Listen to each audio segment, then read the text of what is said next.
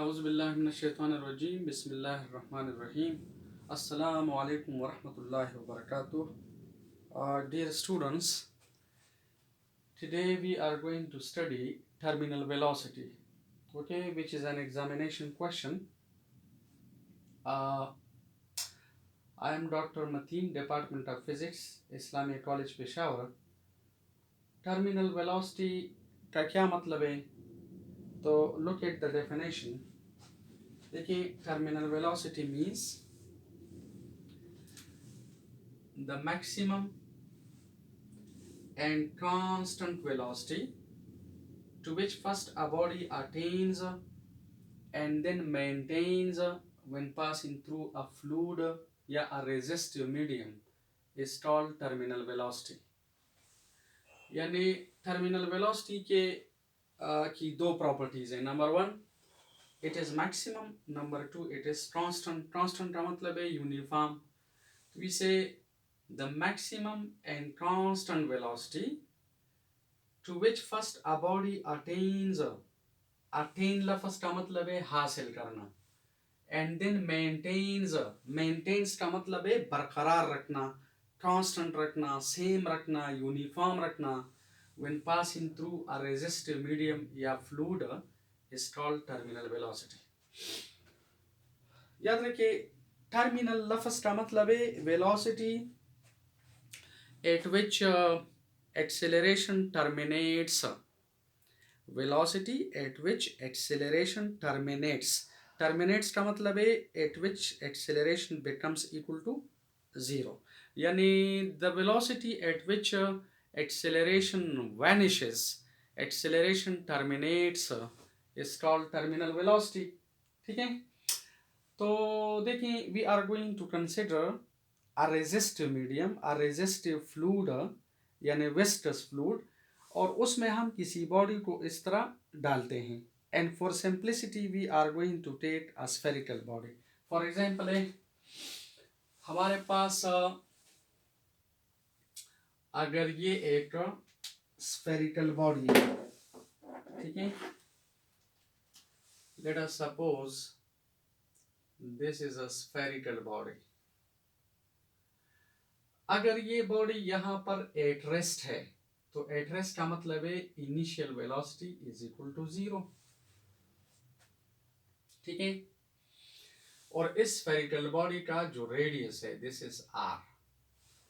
ठीक है, अगर ये बॉडी रेस्ट में है तो रेस्ट का मतलब है कि इसका जो एक्सेलरेशन है that is equal to g. मतलब देखिए, ये ग्रेविटेशनल इक्विलिब्रियम में है, ये ग्रेविटेशनल इक्विलिब्रियम में है.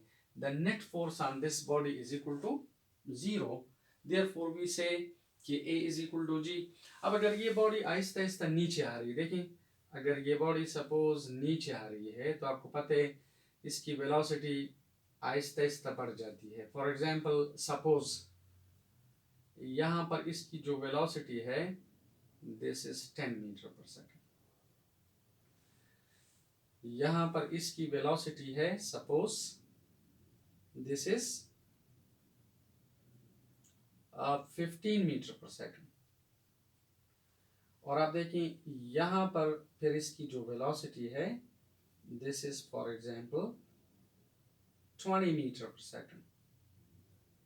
ठीक है, फॉर एग्जांपल जब इसकी वेलोसिटी 20 मीटर पर सेकंड हो जाती है तो व्हाट हैपन्स, अगर इसकी वेलोसिटी 20 मीटर पर सेकंड हो जाती है तो इसका मतलब है कि जब वेलोसिटी आहिस्ता आहिस्ता बढ़ जाती है बढ़ जाती है बढ़ जाती है तो व्हाट हैपन्स, वो ड्रेग फोर्स आहिस्ता आहिस्ता बढ़ जाते हैं बढ़ जाते हैं बढ़ जाते हैं, और एट अ पर्टिकुलर इंस्टेंट ये ड्रेग फोर्स इस बॉडी के वेट के बराबर हो जाता है.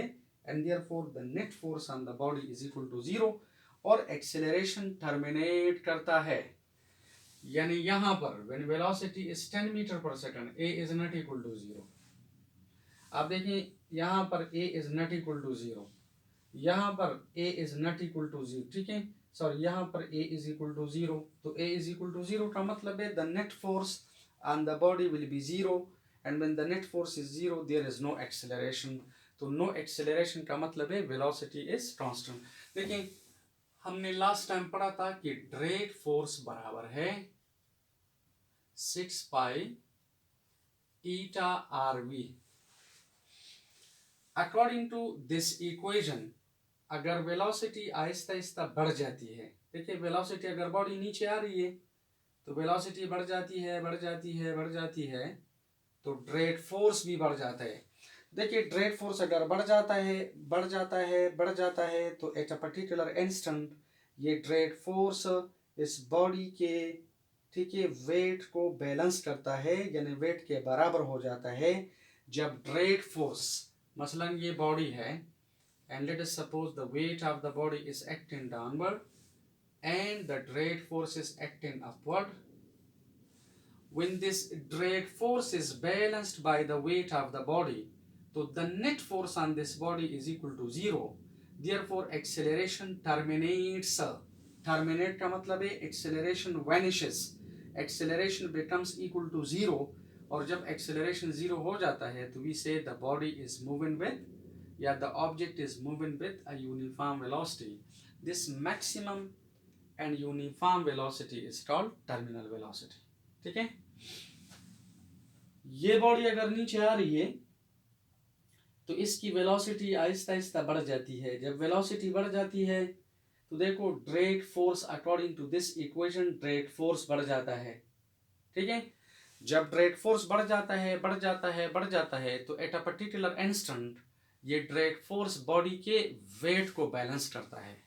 तो जब ये फोर्स और ये फोर्स मैग्नीट्यूड में बराबर हैं और यानी बराबर हो जाते हैं और डायरेक्शन में ऑपोजिट हैं, they balance each other, therefore the net force on this body will be zero and when the net force is zero we say the velocity will be constant, and when the velocity is constant the acceleration terminates, the acceleration becomes equal to zero, so therefore this velocity is called terminal velocity. So terminal velocity means the maximum and constant velocity to which first a body attains. attain लफ्ज का मतलब है हासिल करना, and then maintains, maintain लफ्ज का मतलब है बरकरार रखना, इसे constant रखना, यूनिफॉर्म रखना, when passing through a resistive medium या fluid is called terminal velocity.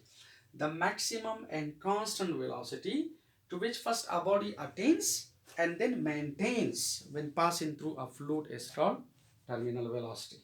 So now we are going to derive an equation or expression for the terminal velocity of a spherical body when it passes through a fluid like this. Or remember, this is an examination question. This is important, okay?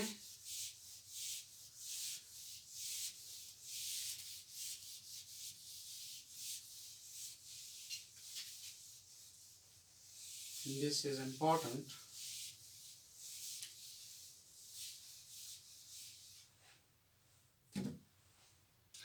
अच्छा देखो, अगर ये body नीचे आ रही है तो इसका मतलब है कि शुरू में the weight of the body is greater than the drag force. तो therefore the net force on the body will be W minus F sub d. देखिए ये बॉडी, इस बॉडी की वेलोसिटी अगर इंक्रीज कर रही है, when velocity increases, तो इंक्रीज इन वेलोसिटी का मतलब है acceleration, and according to the second law of motion acceleration के लिए क्या चाहिए? Net force, resultant force, unbalanced force चाहिए। तो therefore we say that the net force on the body या the object is F net is equal to W minus F sub d. W से मैंने F sub d क्यों minus किया? क्योंकि W ज्यादा है और F sub d शुरू में कम है। ठीक है, तो the net force is W minus F sub d. And you know, देखिए F net can be written as what is W? Weight, which is mg. ठीक है, weight is mg और ड्रैग फोर्स हमने लास्ट टाइम पढ़ा था stock force या drag force या fluid friction, it is 6 pi eta r into v. This is let equation number 1. शाबाश, ये नेट फोर्स है. देखिए 6 pi is an experimental constant which was determined by Stoke. Eta का मतलब है viscosity of the fluid, r means radius of the spherical body और v का मतलब है वेलोसिटी ऑफ द बॉडी. ठीक है, लेकिन according to the second law of motion, देखिए हमने चैप्टर 3 में पढ़ा था सेकंड लॉ बराबर है F net is equal to ma. According to the second law, whenever there is a net force on the body, there will be acceleration. So the net force is ma. This is equation number 2. अब आप ऐसा करें, equation number 1 और equation number 2 को compare करें. ये compare करें तो ma is equal to mg minus 6 pi eta rv. ये मेस इस साइड पे मल्टीप्लाइड है, आप इसे इस साइड पे ले आए तो it will be divided. So we say mg minus 6 pi eta rv divided by m. और देखो ये जो m है ये इसके नीचे भी है, इसके नीचे भी है, तो हम सेपरेट लिख सकते हैं. तो a is equal to this will be mg divided by m minus 6 pi eta rv divided by m. ठीक है, ये m के साथ कैंसिल करो. ठीक है, तो we are getting an equation like this.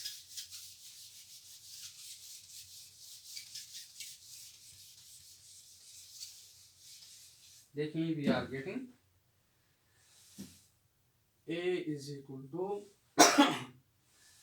g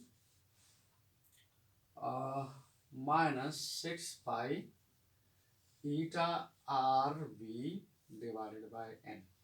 ठीक है, let us suppose this is equation number 3. लेकिन देखिए अभी हमने पढ़ा कि अगर ये बॉडी नीचे आ रही है, इस फ्लूइड में से गुजर रही है, तो इसकी वेलोसिटी आहिस्ता आहिस्ता बढ़ जाती है. और याद रखिए जब वेलोसिटी बढ़ जाती है तो ड्रैग फोर्स बढ़ जाता है.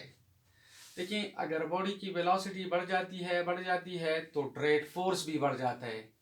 Eight a particular instant what happens, basically the drag force balances the weight of the body, and therefore the net force on the body is equal to 0, and therefore acceleration terminates, acceleration vanishes, and when acceleration vanishes we say velocity is constant, and this constant velocity is called terminal velocity. ठीक है, तो देखो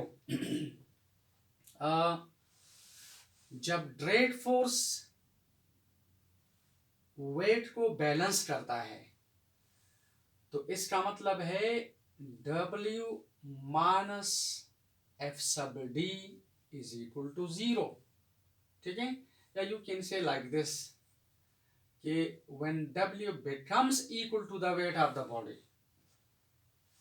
when drag force becomes equal to the weight of the body, तो इसका मतलब है W minus F sub D is equal to 0. What is W minus F sub D? W minus F sub D बराबर है F net के. तो it means इसका मतलब है कि F net is equal to 0. देखिए net force is equal to 0. According to the second law of motion, what is net force? ma. इसका मतलब है ma is equal to 0. लेकिन देखिए mass तो 0 हो नहीं सकता. स्फेरिकल बॉडी का जो mass है that is not equal to 0, तो it means acceleration is equal to 0. और याद रखें when acceleration is 0, velocity is uniform, and this uniform velocity is called terminal velocity. ठीक है, तो आप ऐसा करें, ये दोनों values, let us suppose this is equation number 4. equation number 4 को आप 3 में पुट करें. Put equation number 4 in equation number 3. शाबाश. Let me repeat. अगर कोई बॉडी किसी फ्लूइड में से फॉल कर रही है, गुजर रही है, तो व्हाट हैपन्स, इसकी देखिए वेलोसिटी आहिस्ता आहिस्ता बढ़ जाती है, और जब वेलोसिटी बढ़ जाती है तो इसका मतलब है कि there is a net force on the body. So the net force on the body is W minus F sub D. W का वैल्यू है mg और ड्रेट फोर्स बराबर है 6 पाई ईटा RV. ये हमने लास्ट टाइम पढ़ा था. ठीक है. According to the Newton's second law, net force is also ma. इन दोनों को कंपेयर करें तो we are getting this A is equal to this. ये m इसके नीचे भी है, इसके नीचे भी है, सेपरेट सेपरेट लिखो, यहाँ पर कैंसिल हो जाएगा, and therefore we are getting equation number 3. अब अगर ये बॉडी फॉल कर रही है, इस लिक्विड में से या फ्लूइड में से या रेजिस्टिव मीडियम में से गुजर रही है, तो व्हाट हैपन्स, इसकी वेलोसिटी आहिस्ता आहिस्ता बढ़ जाती है, तो ड्रेट फोर्स भी बढ़ जाता है. और याद रखिए व्हेन ड्रेट फोर्स इंक्रीजेस, तो eight a particular instant, eight a particular point, what happens basically, ये जो ड्रेट फोर्स है ये वेट को बैलेंस करता है. जब ये W और ड्रेट फोर्स आपस में बराबर हो जाते हैं तो the net force on the body is 0. देखिए W अगर ड्रेट फोर्स, ठीक है, ये आपस में बराबर हो जाते हैं तो इसका मतलब है W minus F sub D is equal to 0. It means F net is equal to 0. F net का मतलब है according to second law ma is equal to 0. mass of the object या body can never be equal to 0, so this is not equal to 0. It means a is equal to 0. When a is equal to 0, velocity is uniform. ठीक है, and this uniform velocity is called terminal velocity. अब आप ऐसा करें, equation number 4 को equation number 3 में put करें. शाबाश.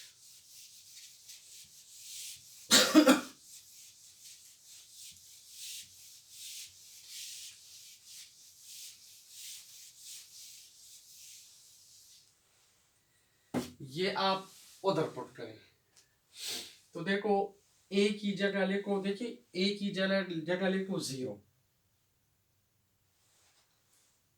g minus 6 pi eta r, और वेलोसिटी की जगह लिखो terminal velocity, because now the velocity is maximum and uniform, divided by m.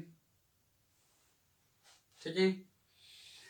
अगर आप ऐसा करें कि इस नेगेटिव टर्म को इस साइड पे ले आए तो this will be plus 6 pi eta r v terminal divided by m is equal to g, या in other word 6 pi eta r v terminal is equal to mg.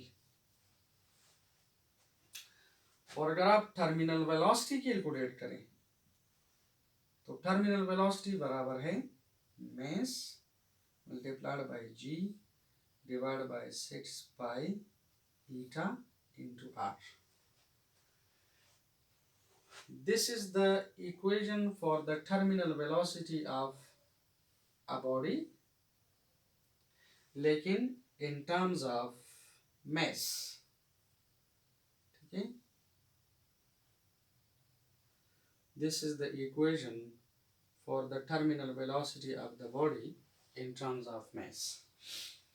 M का मतलब है mass, G means acceleration due to gravity, 6 pi stored constant है, eta means viscosity of the fluid, R means radius या size of the spherical body. लेकिन याद रखो according to this equation 6 pi is constant, G is constant.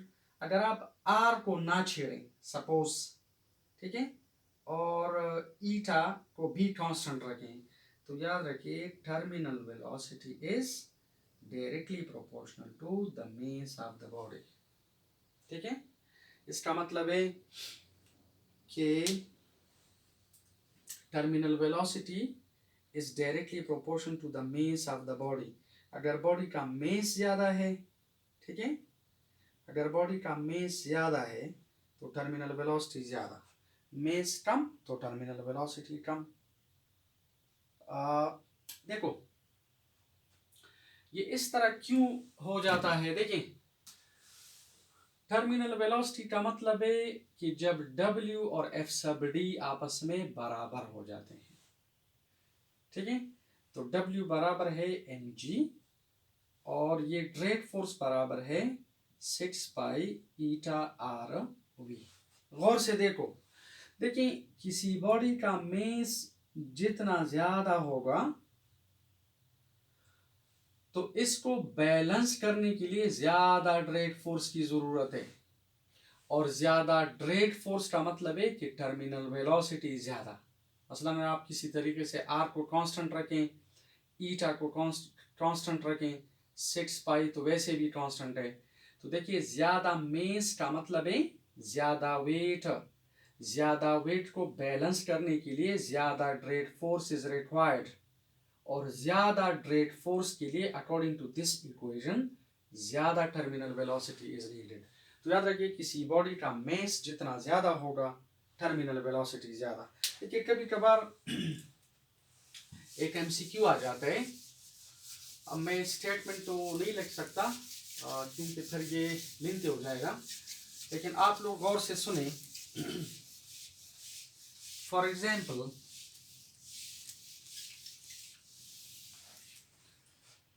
अगर इस तरह का MCQ आ जाए कि when two bodies of masses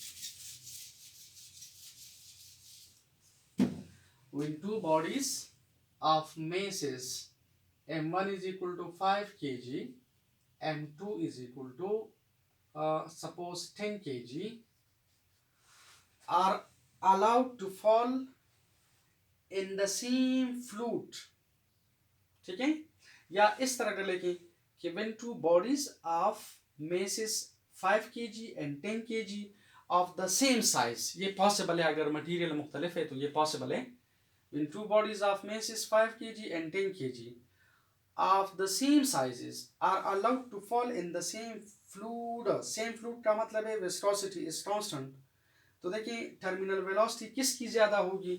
तो देखो अगर ऑप्शन ए में लिखा है कि suppose V1 is greater than V2, अब V1 का मतलब है कि ये किसकी वेलोसिटी है m1 की, और V2 का मतलब है किसकी वेलोसिटी है m2 की।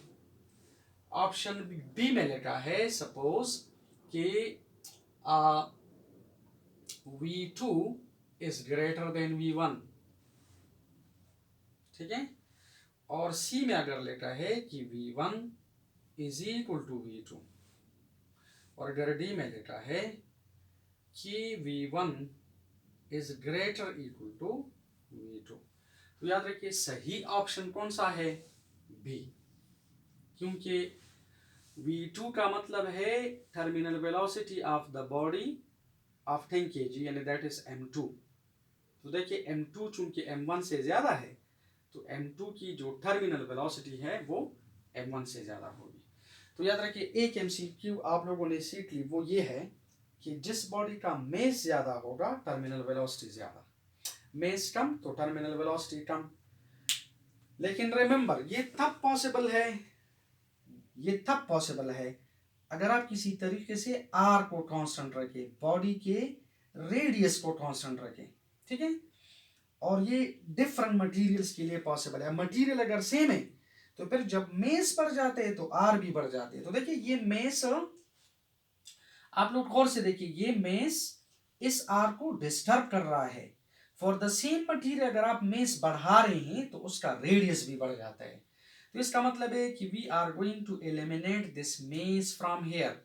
इस मेस को हम यहां से एलिमिनेट करते हैं, और इस मेस को हम इन टर्म्स ऑफ डेंसिटी लिखना चाहते हैं। डेंसिटी का कमाल ये है कि अगर आप सपोज आयरन है, आप 1 ग्राम आयरन ले ले, 1 kg आयरन ले ले, 1 मन आयरन ले ले, 1 टन आयरन ले ले, तो इसकी जो डेंसिटी है दैट रिमेन्स द सेम। अगरचे मेस कम ज्यादा होगा लेकिन डेंसिटी रिमेन्स कांस्टेंट। इसी वजह से हम क्या करते हैं, इस मेस को यहां से एलिमिनेट करते हैं। तो इस तरह लिखते हैं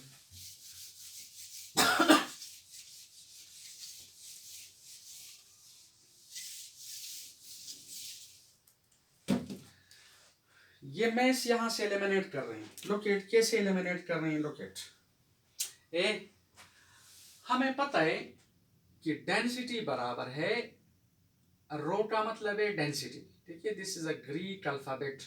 रो means density of the body, तो रो का मतलब है mass per unit volume. We are interested in mass, okay?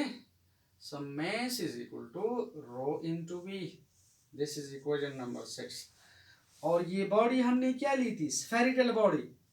और आपको पता है स्फेयर का वॉल्यूम होता है 4/3 पाई आर क्यूब। इक्वेशन नंबर 7 को 6 में पुट करो तो mass आ जाएगा, ये आप इधर पुट करें तो 4/3 pi rho r cube. This is number 8। अब आप ऐसा करें, put equation number 8 and 5, put equation number 8 in equation number 5। शाबाश। ये आप पुट करें तो देखो टर्मिनल वेलोसिटी आ जाती है, मेस की जगह लिखो 4/3 pi rho r cube. This is mass, और बाकी अपनी जगह पर लेके g divide by 6 pi eta into r. तासो गोरे 8r वो दा यो r है, ये r इस r के साथ कैंसिल, तो यहां पर r स्क्वायर रह जाएगा, ठीक है। और ये फाई के साथ कैंसिल, और आप देखिए 2 2s are 4 and 2 3s are 6। ये 3 इस 3 के साथ मल्टीप्लाई करो तो 9 आ जाएगा। दिस विल बी 2/9, ठीक है। और rho r square g divide by eta. So I'll write it like this. Okay, I'll write it. Terminal velocity is equal to 2/9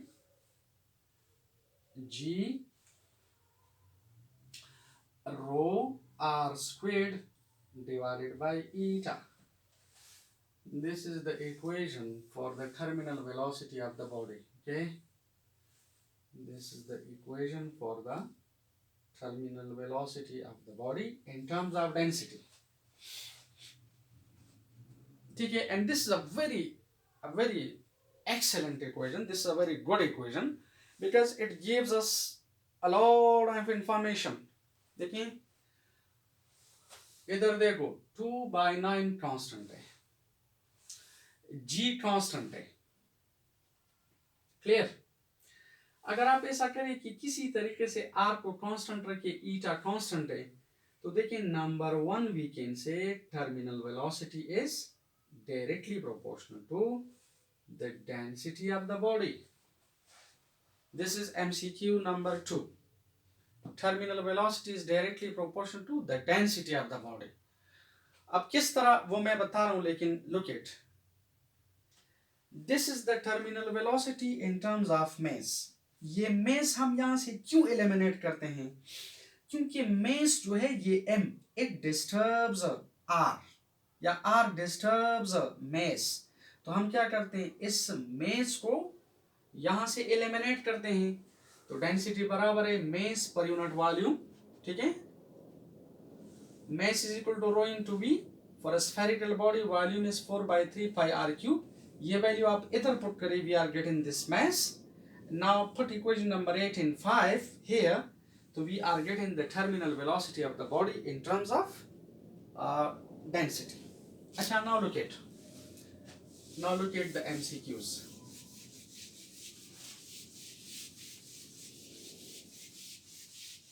And remember, this is an examination question. This is very important. और last time देखें, जो Stokes law हमने पढ़ा था या stock force हमने पढ़ा था, वो हमने इधर टर्मिनल वेलोसिटी के कैलकुलेशन में अप्लाई किया, ठीक है। ये हमने पढ़ा था लास्ट टाइम कि स्टोक फोर्स को हम टर्मिनल वेलोसिटी के डेरिवेशन में अप्लाई करेंगे, तो वो हमने अप्लाई किया। अच्छा देखो, अगर MCQs में इस तरह जाए कि two balls of steel and rubber, two balls of steel and rubber of the same sizes are allowed to fall in the same fluid. ये जो स्टेटमेंट है फिर आप पेज के ऊपर लिखिए, ठीक है। When two balls of steel and rubber of the same sizes are allowed to fall in the same fluid, तो टर्मिनल वेलोसिटी किसकी ज्यादा होगी? देखिए, अगर स्टील बॉल और रबर बॉल दोनों के sizes are the same, volumes are the same, तो आपको पता है स्टील की डेंसिटी रबर की डेंसिटी से ज्यादा है। स्टील की डेंसिटी रबर की डेंसिटी से ज्यादा है, तो टर्मिनल वेलोसिटी किसकी ज्यादा होगी? देखिए, स्टील की, बिकॉज स्टील की density is greater than the density of rubber. तो देखिए, अगर ऑप्शन ए में लिखा है suppose the velocity of the rubber ball, terminal velocity of the rubber ball is greater than the terminal velocity of the steel ball.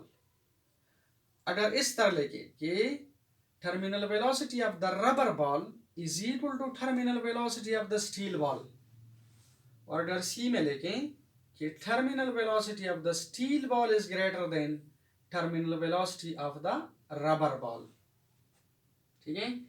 और अगर D में लेके कि terminal velocity of the rubber ball may be less or equal to the terminal velocity of the rubber ball, ठीक है।